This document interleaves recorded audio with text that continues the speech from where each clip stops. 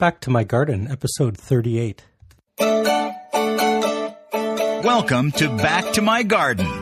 Discover your passion for gardening. Here's Dave Ledoux. Attention gardeners, do you love perennial flowers? Get a free online catalog and 10% off your first order of bulbs at Bloomin' Bulbs. I set up a link just for podcast listeners. Go to www.backtomygarden.com/bulb for your special bonus. Are you concerned about toxic chemicals, GMOs, and frankenfood? Don't panic. Grow organic. Discover our new resource for organic gardeners. Go to www.backtomygarden.com/myorganic.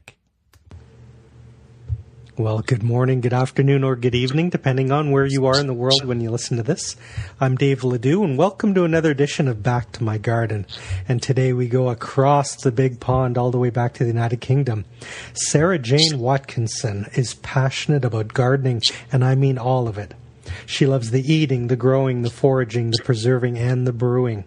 She's an avid garden blogger, and she writes about her allotment in Birmingham, and she has brilliant pictures like her edible flower summer salad recipe. Got tons of stuff to cover. SarahJane, welcome to the show. Hello, thanks for having me on. I just gave you a basic introduction, but I want to hear your story, and I'm sure the listeners want to get to know you a little bit. Take a minute or two and talk to us a little bit about your background and how you got into gardening.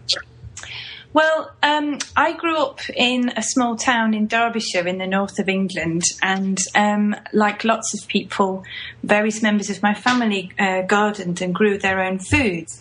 My dad's parents were refugees from Latvia, and they had a small but very productive garden, and they were the sort of people that couldn't sort of see anything sitting around without it was pickled in a jar or something like that.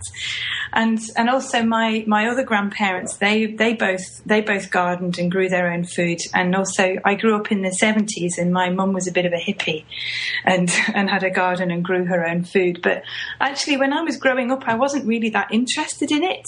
It was just sort of happened around me, and I kind of took it for granted. And it wasn't until I moved in with my partner when I finished college in 1989, I think it was, and we had a nice garden at our house. I started to look out of the window, and my grandma used to come and visit and say, "You really ought to do something with that, love." And so I did. She helped me clear the wilderness, and I started to, there was already a bit of a garden there, like flowers and things, but I made a vegetable patch. And that was mainly because actually I was interested in eating rather than gardening, and I wanted to eat things I couldn't buy in the shops. So I thought I'd have a go at growing them. Yeah. I'm grinning from ear to ear and nodding. I understand completely.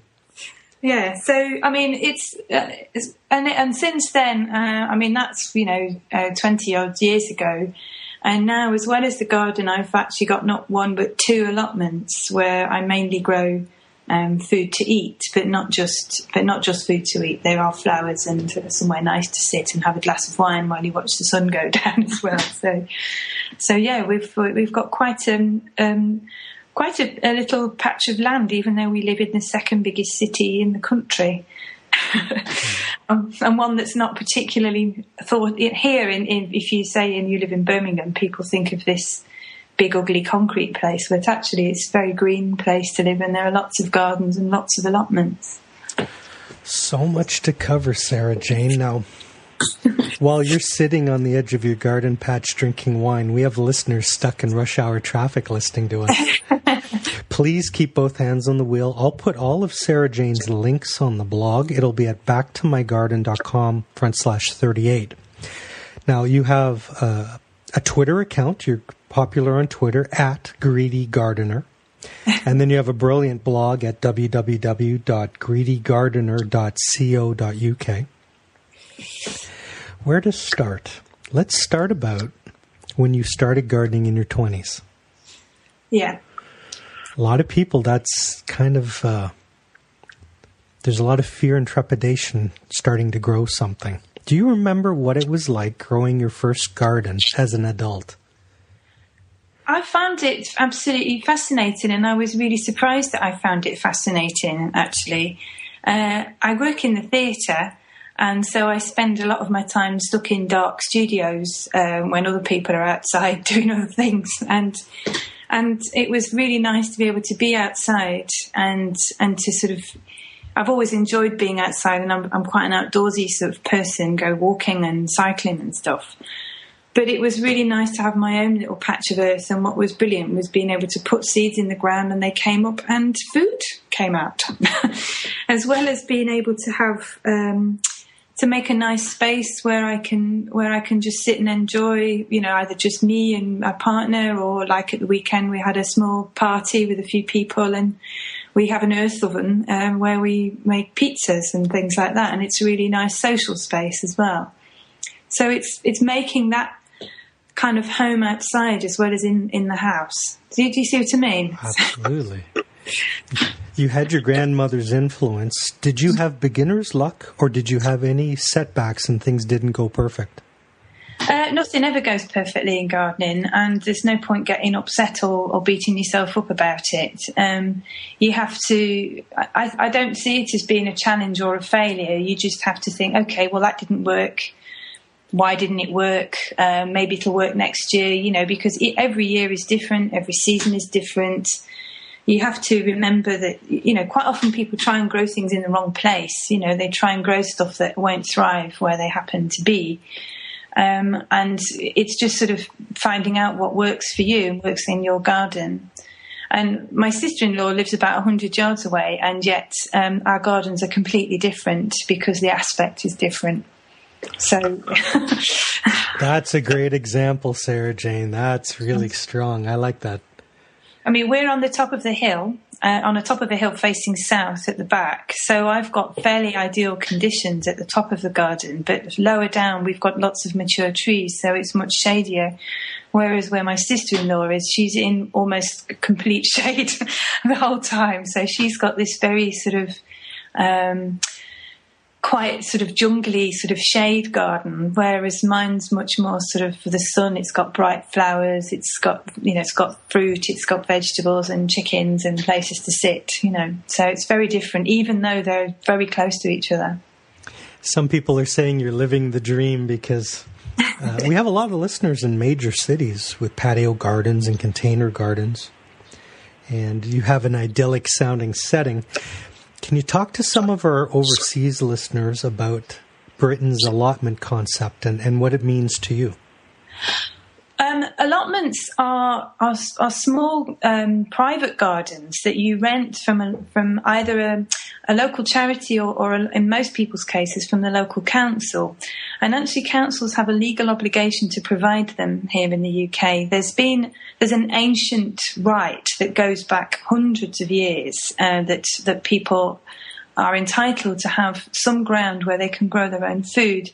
And in the Victorian times, when more people were moving out of the rural areas into cities and they were living in very tiny houses and with no gardens, there was a movement to actually create spaces where people could grow their own food and their own vegetables in particular so that they could have a healthier diet. That was actually enshrined in full-scale British law in, I think it was 1909. And now local authorities are supposed to provide them for their citizens. And in some places, I mean, there isn't one for everybody. In Birmingham, it's a city of 2 million people, but a lot of people have already got gardens big enough, and most people would probably say that my garden is big enough, but if you want them, they're there. And actually in some local authorities there are waiting lists of many years to get one. Wow. Your allotments, were they already in garden condition, or did you kind of inherit somebody's field? Like, was it in rough shape or good shape when you got it? Yeah, I took on my first allotment, I think it was 6 years ago now, and I inherited a wilderness. The weeds were taller than me, and they were established perennial weeds that had not been cultivated for nearly 30 years. The Allotment Association was set up in the 20s, and the sort of interest in allotments had declined during the 80s, and then it sort of picked up again, with this sort of interest in growing your own food and sustainability, and people being interested in where their food came from. And so the Allotment Association suddenly found themselves with all these plots that had been jungles for years, people wanting them. But I had a lot of horseradish and things like that growing on the plot, which sounds great and it is very tasty, but the roots go down to Australia, I tell you. And in one patch of it, we just actually gave up trying to dig them up and put the shed on top of it. But it was hard work. I won't deny it. But it's very satisfying bringing a piece of jungle like that back into cultivation. And we've had friends helping out, and in return for a bit of produce from time to time as well, friends that don't have gardens or don't want to commit to having a garden the whole time, so and also allotments are very sociable places. There's over 100 plots on my site, and a full-scale plot is 100 feet by 30 feet. We've got one full plot and one half plot that we took on a couple of years ago. And there's lots of people that have been doing it for, I don't know, some of them 30, 40 years. And it's really nice to be part of that community and get advice from them and share ideas. And we have little community get-togethers and things as well. So it's a really nice social thing to do as well as a gardening thing to do. I didn't mean to laugh so loud, but you triggered a childhood memory. We had a horseradish plant, and my father wanted to dig it out. This is the early 70s and sandy soil. And he went down 6 feet digging. He was standing in the hole and the root kept going down. So he just poured gas into the hole. I mean, you do that nowadays and you'd go to jail, but we just filled the hole back up. And in the four summers later, the horseradish finally grew back up and it came back out in the hole. We've got shoots coming up around the edge of the shed. Jack and the Beanstalk. One day you're going to go and your shed's going to be 90 feet in the air with this tentacles in it. But my friend who runs a little preserving business, she comes around and digs it up and turns it into horseradish sauce, and she sells it at farmers markets. So we've got quite a good thing going on there. Oh, I love it. That must taste so good. I love the heat, like horseradish. Yeah. And is it kind of chopped and all kind of gritty and grainy, or is it smooth and like mustard? It's very hot and very hot and spicy. Yeah, very hot. It's very peppery. Yeah, it really makes your nose tingle. Now, you've got nearly 4,500 square feet of garden, if I did my math right. Yeah, and because my garden's about the same size as an allotment. No, so you got two. I've got the garden, I've got my allotment, and I've got a half allotment as well. So yeah, I've got quite a fair bit of space. Mm. But actually, a lot of people in Britain, if you live in a house that was built in the 19th or the first half of the 20th century, a lot of people have got gardens that size. Even where my grandparents lived, my maternal grandparents, they lived in a very small house that backed onto an ironworks. And the garden was over 100 feet long, and it was done for the reason that the houses were built for the workers in the ironworks, and so the idea was that people could grow their own food. Fantastic. It's a really good principle, isn't it? Well, it makes sense. I always look at the Americans as about a decade behind the Brits in a lot of social trends, and gardening is very, very popular right now in the UK, isn't it? Extremely popular. It's become absolutely massive business. We've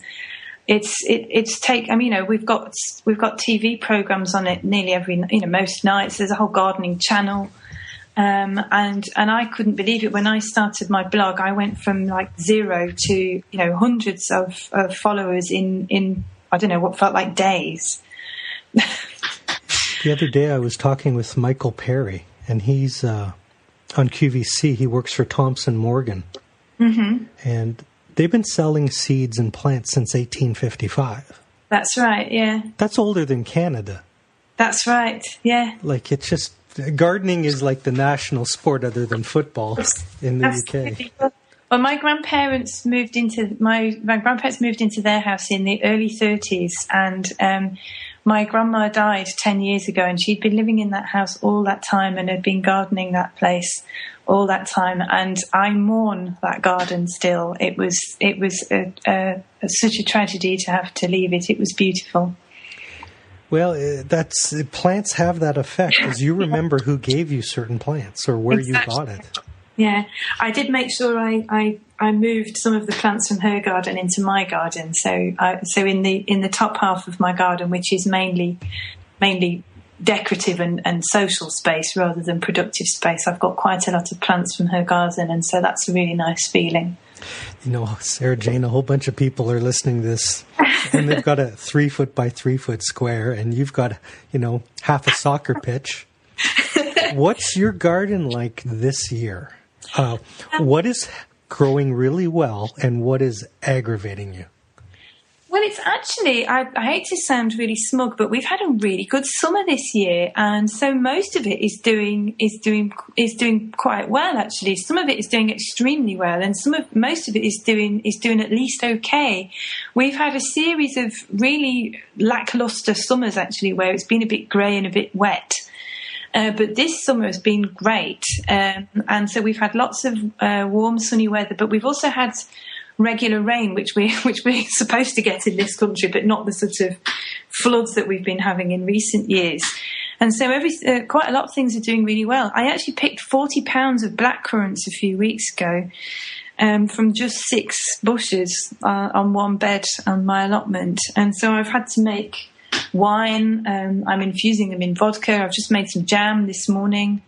There's all kinds of things. You got 40 pounds of black currants from 6 plants. Yeah. That's ridiculous. I had to enlist help to pick them because we didn't. Because they all get ripe together, and we just didn't have enough hours in the day to pick them when they were all ready. But I've got lots of.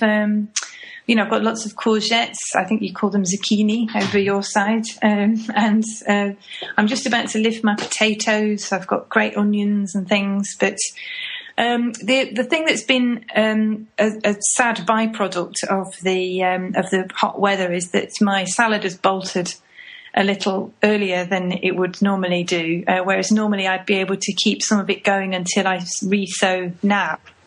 And then the salad keep going until the frost. But because it's been so hot, unfortunately, it's bolted and gone to seed. So I've got a bit of a salad gap where I'm actually sort of having to sort of be quite creative what I eat out of the garden at the moment. So, I'm very jealous of you because that's not a bad problem to have, is it? Our courgettes, because it was so cold and rainy this summer. Yeah. We got lots of flowers, and they were all boys, all males. Well, you can eat those. Well, that's what I was kind of leading into is you have a real knack for photography. Thank you. Did you go to school for that, or is it just a hobby that you love? Well, I went to art college, but my subject was theatre design, costumes and scenery, which is, and I work in the theatre still. But so I suppose, maybe I haven't actually. I did do a very early course in photography, but only a very basic one. Can you talk a little bit about your edible flower summer salad recipe? Because we grew nasturtiums this year, and my wife said, "Yeah, you can eat those," and I thought she was playing a trick on me. No, nasturtiums are fabulous. In fact, you can eat every part of them. Because I think you were referring to a picture that was on my blog a few days ago, and there was nasturtium flowers and leaves in that. And what's really nice about nasturtiums is they come in all sorts of different colours. So they vary from sort of like creamy yellow through to really deep dark red, and they're really beautiful colours. So they look fabulous. They taste quite peppery, a bit like watercress. And the leaves, you need to pick them quite small, the leaves, otherwise they're a bit tough and chewy. But you can even eat the seeds green as well. You can either chop them up and put them in salads or put them in stir fries, and you can also pickle them and use them like capers. This is why I do these calls, is people love this kind of You could go to the library for a month and not learn that from a book. No. But also, going back to your male courgette flowers, if you pick the male flowers, you can pick the female flowers that grow on the end of the fruit. But you've got to get in there really quick when the fruit's very small. But you always get loads of male flowers before the fruit starts to form, and there's always millions more of those than there are the fruit. So you can either just dip them in a little egg and flour and fry them very simply like that, or I sometimes put a little chopped sage in the batter, or you can make a more fancy kind of like tempura type batter. But the traditional way that they eat them in Italy is they stuff them with a mixture of ricotta cheese and basil, and then dip them in flour and egg and just shallow fry them in olive oil. And I can assure you they are absolutely delicious. Oh, man, I just realized we're never going to have enough time on this call. I bet you know a ton of great recipes. That's why you have the sensational blog. So let's give your blog another plug. Everyone's now all tingly and go, what else can we eat? It's www.greedygardener.co.uk. Sensational stuff. Have you ever had something go horribly wrong in your garden? Or I call it a catastrophic oopsie. The beginners love to hear these disaster stories, especially if it has a humorous slant to it. Well, only just it's growing the wrong thing in the wrong place. I tried several years to grow onions in my garden at home, which you would think would be really easy, but they're not.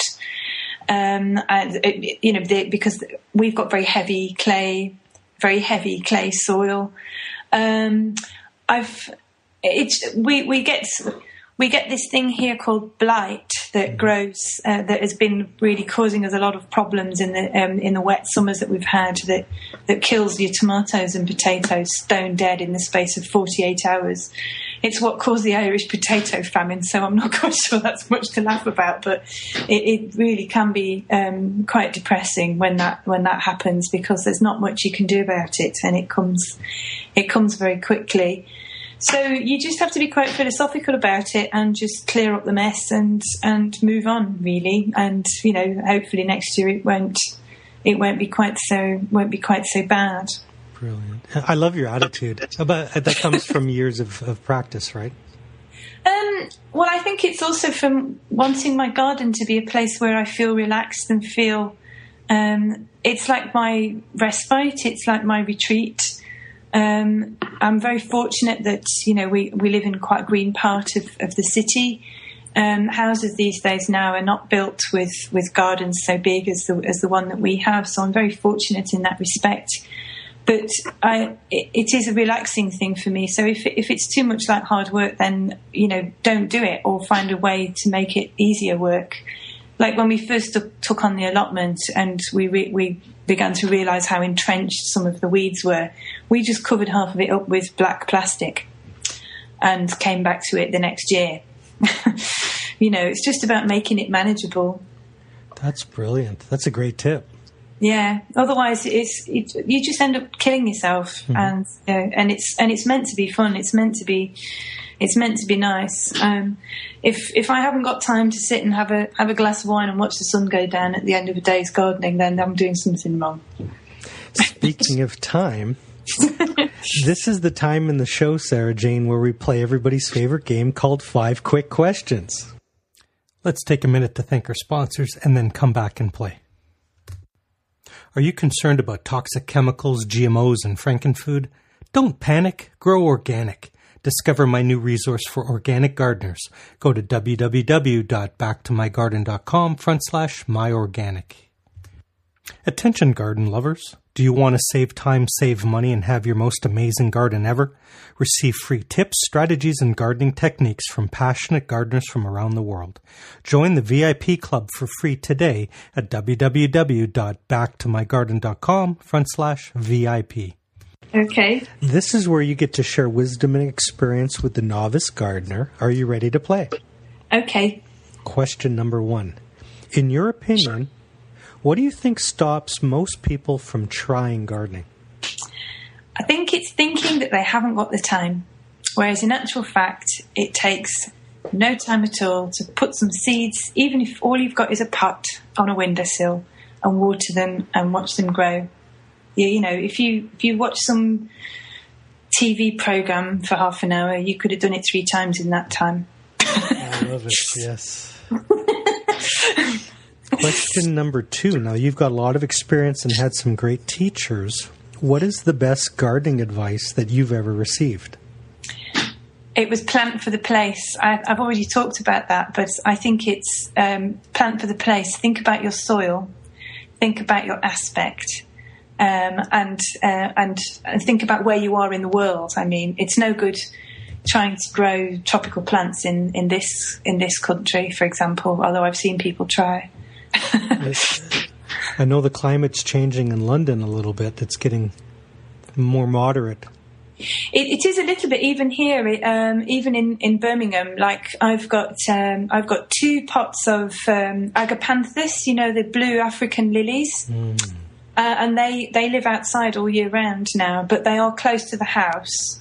And if we get snow, then I cover them with fleece. But in theory, they shouldn't be living in our climate. Does your allotment have running water, or do you bring your own? It has running water, yeah, but no electricity. Okay. The water saves a lot of backbreaking labor, I guess. Yeah, but we're not allowed to use hose pipes. Oh, wow. Okay. Yeah, so there are several taps dotted around the place and lots of water-catching devices. I understand.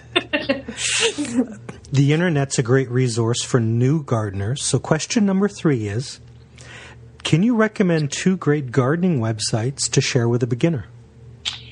I was thinking of this, and it's kind of really hard to narrow it down, but I would say the Royal Horticultural Society, the RHS, they have a fantastic website, and it's really good for people at all different stages of gardening. If you live in the UK, it's perfect, because not only is there gardening advice and things like that, and there's a plant index, so you can look up anything, and it's got just that a usable amount of information without it being overwhelming.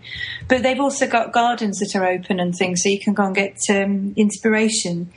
But for my other one, I'm copping out a little bit, because I'm going to say it's difficult to narrow it down to one website, but I think your best thing is to use something like Twitter or Facebook or Tumblr to find gardeners near you, and so that you can benefit from their experience and find out what works in their place and in your climate. To piggyback on your point, when you go out to your allotment, you got 6 or 7 dozen other experienced gardeners around you, and they're the most sharing, giving people.